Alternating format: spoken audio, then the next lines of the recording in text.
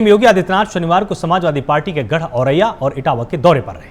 औरैया में सीएम ने राजकीय मेडिकल कॉलेज और कई परियोजनाओं का शिलान्यास कर जनसभा को संबोधित किया और इस दौरान उन्होंने विपक्ष से लेकर दंगाइयों पर हमला बोला है। 2017 के पहले प्रदेश के चिकित्सालयों में लाइफ सपोर्ट एम्बुलेंस नहीं होती थी। 2017 में आपने आशीर्वाद किया, भारतीय जनता पार्टी की सरकार बनी और हम लोगों ने हर जनपद को कहीं 5, कहीं 6, कहीं 4 लाइफ सपोर्ट एम्बुलेंस उपलब्ध करवाई है। किसी का दुर्भाग्य से एक्सीडेंट हो गया, हार्ट अटैक का दौरा पड़ा, तत्काल उच्च सेंटर में उसे ले जाना है।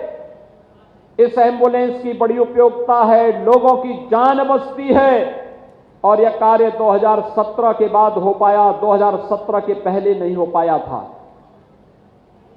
1947 से लेकर के 2017 तक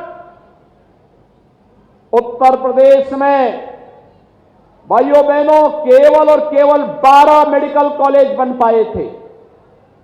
कितने बन पाए थे?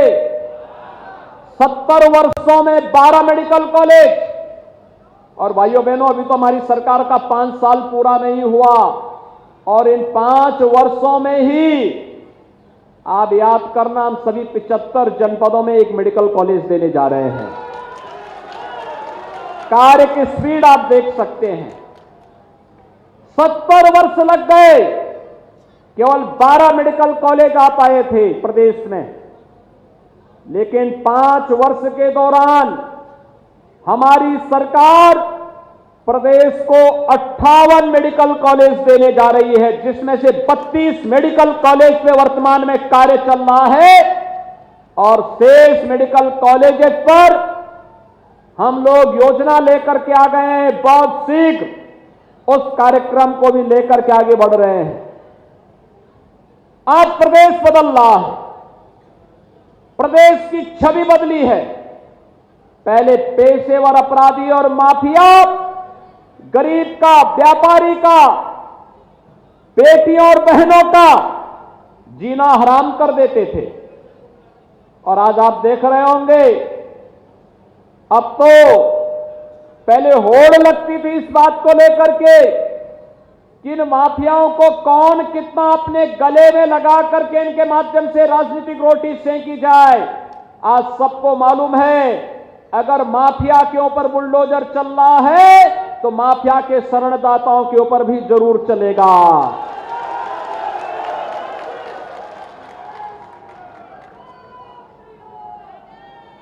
क्योंकि हर व्यक्ति को मालूम है अपराध और अपराधियों के प्रति सरकार की जीरो टॉलरेंस की नीति प्रदेश के अंदर प्रत्येक नागरिक को सुरक्षा का बेहतर वातावरण दिलाने का एक माध्यम तो है ही, लेकिन साथ साथ प्रदेश की छवि को भी आमूलचूल परिवर्तन करने का एक माध्यम है।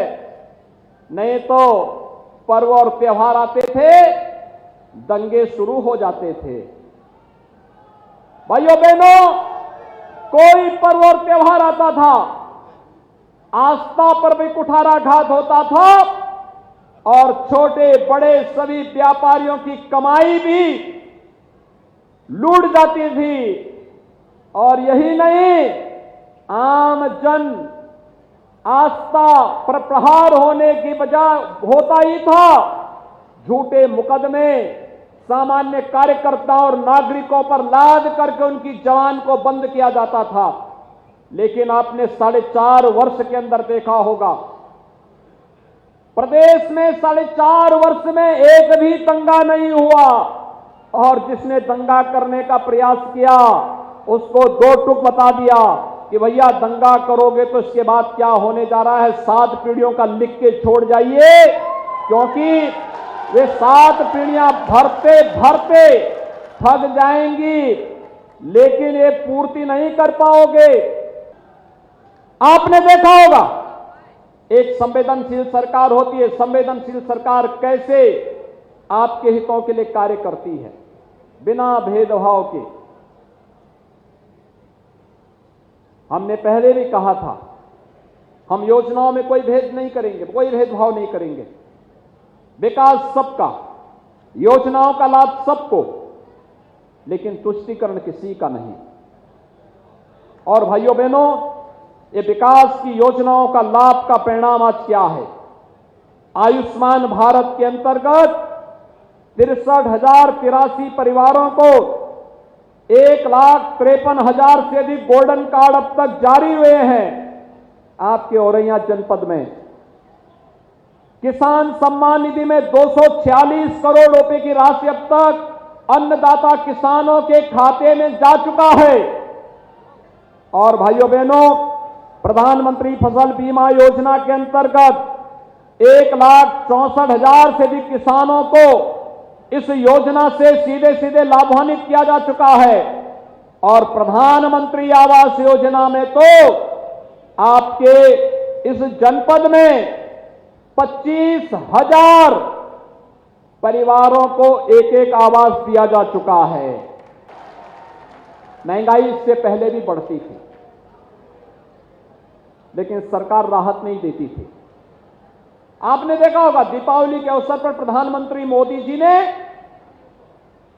डीजल और पेट्रोल पर एक्साइज की ड्यूटी को भारी कटौती करवा दी।